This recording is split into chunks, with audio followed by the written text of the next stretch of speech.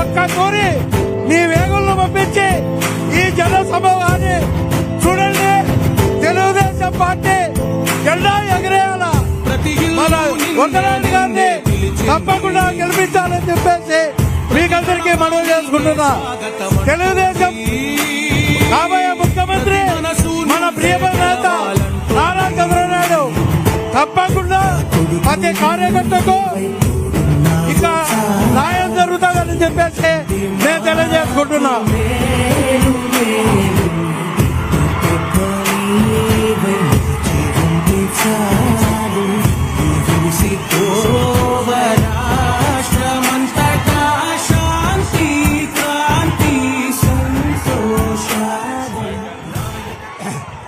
గౌరవనీయులు మాజీ ముఖ్యమంత్రి వర్యులు మన తెలుగుదేశం పార్టీ జాతీయ అధ్యక్షుడు నారా చంద్రబాబు నాయుడు గారికి ఈ ప్రచార సందర్భంగా పొద్దుటూరు వచ్చినందుకు మీకు అందరికీ ధన్యవాదాలు తెలియజేస్తున్నాం. మరి ఎన్నికల ప్రచారంలో భాగంగా మే 13వ తారీఖున ఎన్నికలు జరుగుతున్నాయి. ఆ ఎన్నికల్లో భాగంగా పొద్దుటూరులో తెలుగుదేశం అభ్యర్థిగా నన్ను నియమించిన దాంట్లో భాగంగా ఆయన ప్రచారానికి రావడం జరిగింది. కాబట్టి జగన్ ప్రభుత్వంలో విసిగి వేసారిపోయి ఆర్థికంగా ఇబ్బంది పడిన మనమందరం కూడా ఈసారి చంద్రబాబు నాయుడు గారు 14 సంవత్సరాల ముఖ్యమంత్రిగా ఆయన అనుభవాన్ని దృష్టిలో పెట్టుకొని రాష్ట్ర అభివృద్ధిని, విడిపోయిన ఆంధ్ర రాష్ట్ర అభివృద్ధిని చేయాలనే దృఢ సంకల్పంతో ఆయన నిర్ణయం తీసుకొని ఉన్నారు. మరి జగన్మోహన్ రెడ్డి వచ్చిన తర్వాత ఎక్కడ పనులన్నీ అక్కడే ఆగిపోయినాయి. ఎక్కడ మన ప్రొద్దుటూరు ఎమ్మెల్యే గారి పరిస్థితి చూస్తే విపరీతమైన లంచగొండితనం, గుట్కా మట్కా దొంగ నోట్ల వ్యాపారము, ఇన్ని రకాల దోపిడీకి గురవుతున్నాం మనం. మట్కా గుట్కా, క్రికెట్ బెట్టింగ్, పేకాట, ఇసుక మట్టి దందా, దొంగ నోట్లు, భూ కబ్జాలు, సీఎం రిలీఫ్ లో కూడా అక్రమాలు చేసినారు. ఉద్యోగాలలో డబ్బులు తీసుకున్నాడు 10 లక్షలు ఒక్కొక్కరికి. మరి జమ్మలమడుగు రోడ్డులోని క్రిస్టియన్ భూమిని అక్రమంగా ప్లాట్లు వేసి అమ్ముకుంటున్నాడు.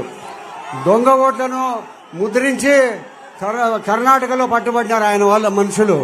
కాబట్టి ఇంత అక్రమాలకు గురి అవుతుంది. మైలవరం కాలువను ఆక్రమించి ఆక్రమించిన భూమిలో ఫ్లాట్లు వేసి అమ్ముతున్నారు.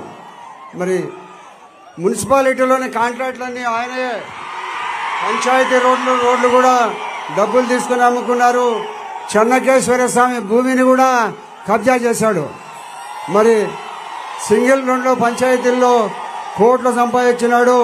మార్కెట్ యార్డుల నిర్మాణంలో, మరి కాయగూరల మార్కెట్ నిర్మాణంలో 10 కోట్ల రూపాయల డబ్బులు తీసుకున్నాడు. మార్కెట్ ఇక్కడే ఉంది, మీకు అందరికీ తెలుసు. మరి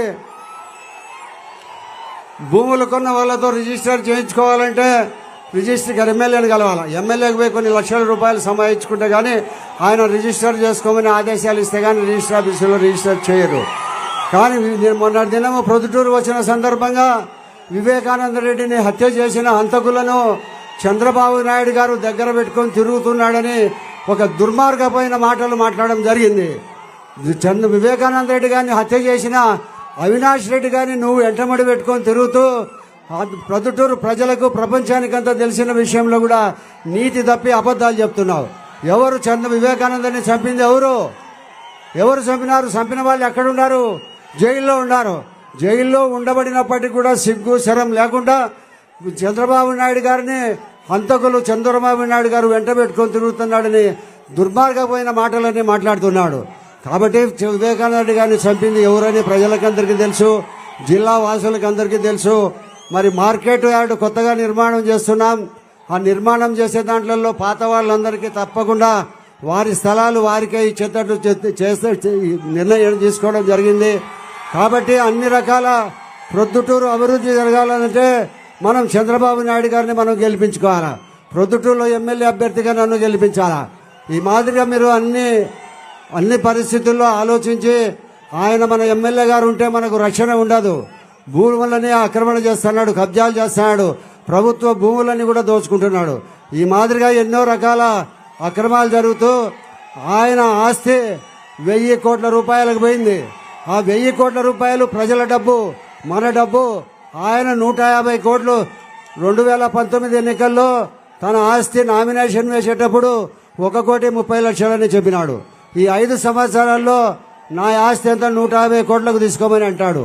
మరి 150 కోట్లు ఎక్కడొచ్చింది? ఆయన ఆస్తి పొద్దు 1000 కోట్ల రూపాయలు. ప్రతి దాంట్లో డబ్బులు ఎందుకు పనిచేసేవాడు కాదు. ప్రభుత్వ ఉద్యోగస్తులందరినీ వేసుకొని దోచుకు తింటున్న మన రాచమల్లు శివప్రసాద్ రెడ్డి గారికి అంతం పలకాల.